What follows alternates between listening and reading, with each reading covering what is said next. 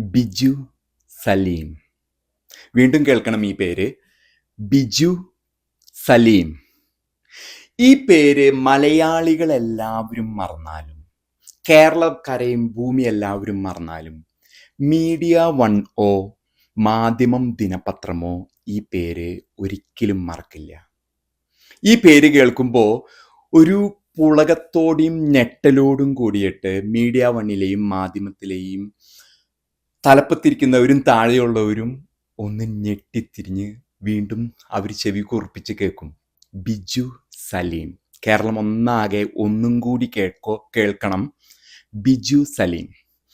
ജനുവരി 12, 2012 മാധ്യമം ദിനപത്രത്തില് കുറെ ലിസ്റ്റ് വന്നു. അതായത് കേരളത്തില് വിവേചനപരമായിട്ട് മുസ്ലിം നേതാക്കന്മാരുടെ പേരുകൾ, അത് നമ്മുടെ ചിരിച്ച് സന്തോഷിച്ച് വരുന്ന തലപ്പത്തുള്ള ലീഗെന്നും മുസ്ലിം എന്നും അവരുടെ മതവുമായിട്ട് ബന്ധപ്പെട്ട പേരുകള് അവരുടെ ഇമെയിലുകളും കോളുകളും എല്ലാം കേരള സർക്കാരിൻ്റെ ഇന്റലിജൻസ് ചോർത്തുന്നു എന്നാണ് മാധ്യമം ദിനപത്രത്തിൽ വന്ന വാർത്ത. ഈ വാർത്തയുടെ ഉറവിടം അന്വേഷിച്ച് ചെന്നപ്പോഴാണ് CID, അതല്ലെങ്കിൽ ഈ ഇതിൽപ്പെട്ട കേരള പോലീസിലെ സബ് ഇൻസ്പെക്ടർ, അദ്ദേഹത്തിന് ഇന്റലിജൻസ് ആക്സസ് ഉണ്ടായിരുന്നു. അദ്ദേഹത്തിന് വളരെയധികം ആക്സസുകൾ ഉണ്ടായിരുന്നു. കേരള സർക്കാരിൻ്റെ തലപ്പത്ത് ഉത്തരവാദിത്തോടു കൂടി ഒരു പ്രത്യേക സമുദായത്തിലെ വ്യക്തിയെ കൊണ്ടിരുത്തിയതിൻ്റെ ഫലങ്ങൾ നിങ്ങൾ കേൾക്കണം. നിങ്ങൾ ചെവി കൂർപ്പിച്ച് മലയാളി എല്ലാവരും കേൾക്കണം. ഈ പേര് മറക്കരുത്. അങ്ങനെ ഇദ്ദേഹം ചോർത്തി ഒരു മാധ്യമത്തിന് കൊടുത്തു. ആ മാധ്യമം ഒരു അക്രമത്തിനോ കലഹത്തിനോ എരകളാക്കുന്നതിനോ വേണ്ടിയിട്ട് ഇത് ഉപയോഗിച്ചു എന്നതാണ് അന്ന് പുറത്തു വന്ന രേഖ. അദ്ദേഹം അറസ്റ്റിലായി, അദ്ദേഹത്തെ പിടിക്കപ്പെട്ടു. അന്ന് ബാക്കി കഥകൾ അദ്ദേഹം ഉള്ളിലാണോ? ഞാനൊരു ചെറിയ ആളെ, ഞാൻ ഒറ്റയ്ക്ക് നടത്തുന്ന എൻ്റെ ചാനൽ ഇതാണ്. നിങ്ങളോട് സത്യം വിളിച്ച് പറയാം. കാരണം പലപ്പോഴും മാധ്യമങ്ങൾ ഇത് വിളിച്ചു പറയാനായിട്ട് മടിക്കുന്നു. അതുകൊണ്ട് മുകളിലുള്ളവൻ്റെ ഒരു കളിയാണ് യൂട്യൂബൊക്കെ, ഇത് വിളിച്ചു പറയുന്ന ആൾക്കാരെ പുറത്തു കൊണ്ടുവരല്.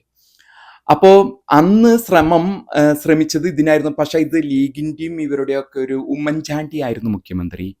പിന്നെ പോലീസുമായിട്ട് ബന്ധപ്പെട്ട് വ്യക്തമായിട്ട് ആളെ പിടിച്ചു. ബിജു സലീമാണ് കേരളത്തിന്റെ ഉമ്മൻചാണ്ടി ചോർത്തായിരുന്നു. ഉമ്മൻചാണ്ടി ആഭ്യന്തര വകുപ്പ് വഹിക്കുന്നു. അദ്ദേഹത്തിന്റെ നേതൃത്വത്തിൽ ആഹ്വാനം കൊടുത്തേക്കാണ്. കൂടെ തോളിൽ കൈയിട്ട് നടത്തുന്ന അദ്ദേഹം പാണക്കാട് പോകുന്നു, ലീഗ് എന്ന് വിളിക്കുന്നു, മുസ്ലിം എന്ന് വിളിക്കുന്നു, എല്ലാം വിളിക്കുന്നു. സഹോദരങ്ങളാണ്, ഐക്യ ജനാധിപത്യ മുന്നണിയാണെന്ന് പറയുന്നു. കൂടെ അദ്ദേഹത്തിന് വിശ്വാസമില്ല, നമ്പാൻ കൊള്ളില്ല എന്ന് ഉമ്മൻചാണ്ടി തെളിയിച്ച അനുഭവമായിരുന്നു ബിജു സലീം പുറത്തുവിട്ടത്. കാരണം 268 ആൾക്കാരുടെ ഫോണും ഇമെയിലും ചോർത്തി തീവ്രവാദവും ആരാണ് കൊണ്ടുവരുന്നത്, ആരാണ് ഇവിടെ കള്ളക്കടത്തും ഈ മറ്റു പ്രവൃത്തികളും ചെയ്യുന്നേ എന്ന് പരിശോധിച്ചതിൽ 258 ആൾക്കാർ അദ്ദേഹം പറയുന്ന മതേതരമെന്നും ജനാധിപത്യമെന്നും പറഞ്ഞ് അദ്ദേഹത്തിൻ്റെ കൂടെയുള്ള ലീഗിലെയും മറ്റും ഇന്ന് നമ്മൾ വടക്ക് ഭാഗത്ത് കാണുന്ന സമുദായത്തിൻ്റെ നേതാക്കന്മാരുടെ ലിസ്റ്റാണ് ബിജു സലീം എന്ന sub inspector of police Kerala. ഇന്റലിജൻസും CIDയും ഒക്കെ ആയിട്ടുള്ള വിഭാഗത്തിൽപ്പെട്ട എല്ലാവിധ ആക്സസ് ഉള്ള ഒരു പ്രത്യേക മുസ്ലിം സമുദായത്തിൽപ്പെട്ട വ്യക്തി പുറത്തുവിട്ട് ശ്രമിച്ചത്. അദ്ദേഹം ഉദ്ദേശിച്ചത് വലിയൊരു കോളിളക്കം സൃഷ്ടിക്കാം ഇതുവഴി, എന്നിട്ട് മുസ്ലിമുകളെ ഇരയാക്കാം, കണ്ടോ മുസ്ലിമുകളെ ഇതാക്കാം എന്ന് ഉദ്ദേശിച്ചത്. പക്ഷെ അത്ര അങ്ങോട്ട് കിട്ടിയിരുന്നുണ്ടെങ്കിൽ ആഘോഷിച്ചേനെ. അതൊരു പിടിയിൽ അങ്ങോട്ട് കിട്ടിയില്ല ലീഗിന്. അത് ഉമ്മൻചാണ്ടി അത് ബ്ലോക്ക് ഇട്ടോ അതോ എന്തൊക്കെ സംഭവിച്ചു. കാരണം പോലീസ് എന്ന് പറയുമ്പോൾ പ്രൊഫഷണൽ ഫോഴ്സാണ്. കേരള പോലീസിന് അതിൻ്റെതായ ഡിഗ്നിറ്റി ആൻഡ് വാല്യൂസ് ഒക്കെ ഉണ്ട്. അപ്പോൾ അത് പിടികിട്ടുന്ന അതിൻ്റെ ഉള്ളിൽ എത്ര നമ്പാം, ഒരു പ്രത്യേക സമുദായക്കാരെ എത്ര നമ്പാം എന്നുള്ളൊരു ഉദാഹരണമായിരുന്നു ബിജു സലീം എന്ന പേര്. നിങ്ങൾ വീണ്ടും വീണ്ടും കേൾക്കണം ഈ ബിജു സലീം എന്ന പേര്.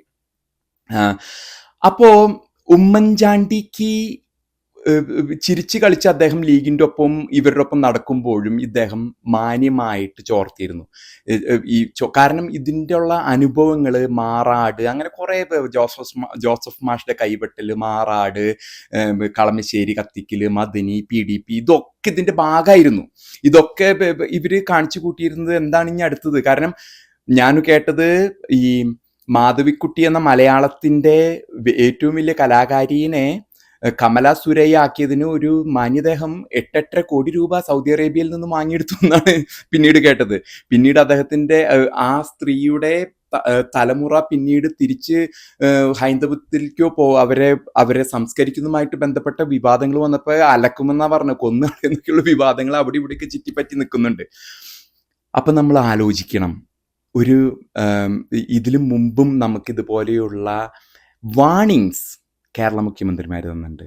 മാറാട് കലാപത്തിന് ശേഷം AK ആന്റണി രാജിവെച്ച് പോയ ഒരു അനുഭവം നിങ്ങൾ ഓർക്കണം. ഓർമ്മകൾ ഉണ്ടാകണം. ഹിന്ദുവിനും ക്രിസ്ത്യാനിക്കും എന്നെ വർഗീയവാദി എന്ന് വിളിച്ചോ, പക്ഷെ ഓർമ്മപ്പെടുത്തൽ കൊണ്ടാണോ നിങ്ങൾ എന്നെ വർഗീയവാദി എന്ന് വിളിക്കുന്നതിനെന്ന് ആലോചിക്കണം. എന്നെ ഈ മതേതരത്വമില്ലാത്തവനെന്നോ എന്ത് വേണമെങ്കിലും വിളിച്ചോ, പക്ഷെ സത്യം വിളിച്ച് പറയുമേ അതിനെ ഇരയാക്കിയിട്ടോ അതിനെ മറ്റൊരു രീതിയിലേക്ക് തിരിച്ചുവിട്ടോ സാമുദായിക ഇതായിട്ടോ ഒന്നും ഞാൻ വർഗീയവാദി എന്ന് അറിയപ്പെടാൻ സന്തോഷിക്കുന്നു. ശക്തമായിട്ട് തന്നെ ഞാനത് വിളിച്ച് പറയുക തന്നെ ചെയ്യും. ആന്റണി പറഞ്ഞിരുന്നു മാറാട് കലാപം അദ്ദേഹത്തിന് ന്യൂനപക്ഷങ്ങൾ സംഘടിതമായിട്ട് നേടുന്നു എന്ന്. VS അച്യുതാനന്ദൻ പറഞ്ഞു ഒരു സമുദായം സംഘടിതമായി വന്ന് ലവ് ജിഹാദും അക്രമ പരമ്പരകളും ആഹ്വാനം ചെയ്യുന്നു. അതൊക്കെ പോലീസ് ഇൻ്റലിജൻസിൽ നിന്ന് കിട്ടുന്ന വിവരങ്ങളാണ് ആന്റണിക്കും VS അച്യുതാനന്ദനും. പിന്നീട് അവസാനമായിട്ട് ഇന്നത്തെ മുഖ്യമന്ത്രി ബഹുമാന്യായ പിണറായി വിജയൻ പറഞ്ഞിരിക്കുന്നു. അതും ഡൽഹിയിൽ പോയി ദ ഹിന്ദു പത്രത്തിന് കൊടുത്തിരിക്കുന്നു. ജയരാജൻ. ഇനി നിങ്ങൾക്ക് ഇവരിൽ നിന്നും എന്താണ് ഇവരുടെ നാവിൽ നിന്നും ഈ സമുദായം തീവ്രവാദികളാണ് എന്നാണോ നിങ്ങൾ ഹിന്ദുക്കളും ക്രിസ്ത്യാനികളും കേൾക്കാൻ ഉദ്ദേശിക്കുന്നത്? അതോ നിങ്ങൾ ഇന്നും ഇവരുടെയൊക്കെ ട്രാപ്പിൽ വീഴുന്നവരാണോ?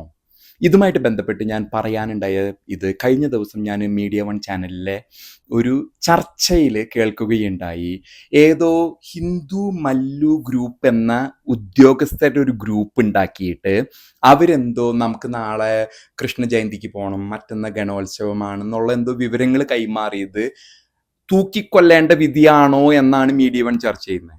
ആ മീഡിയ 1 12 വർഷം മുമ്പ് 2012 ഇങ്ങനെയൊരു കലഹത്തിനും കലാപത്തിനും കേരളത്തിലേക്ക് ഇത് ചെയ്തൊരു പോലീസ് ഉദ്യോഗസ്ഥൻ്റെ കഥ ഒന്ന് ഓർമ്മപ്പെടുത്തി വീണ്ടും പറയാനായിട്ടുള്ള ആർജവം കാണിക്കാമോ മീഡിയ 1?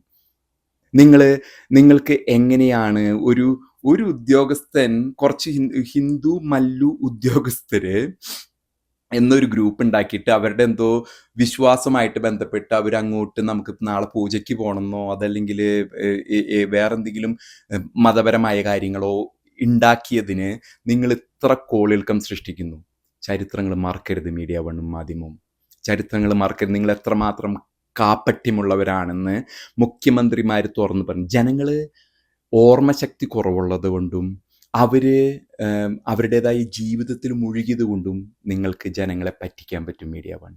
ജനങ്ങളെ നിങ്ങൾക്ക് പറ്റിക്കാൻ പറ്റുന്നത് അതുകൊണ്ട് മാത്രമാണ്.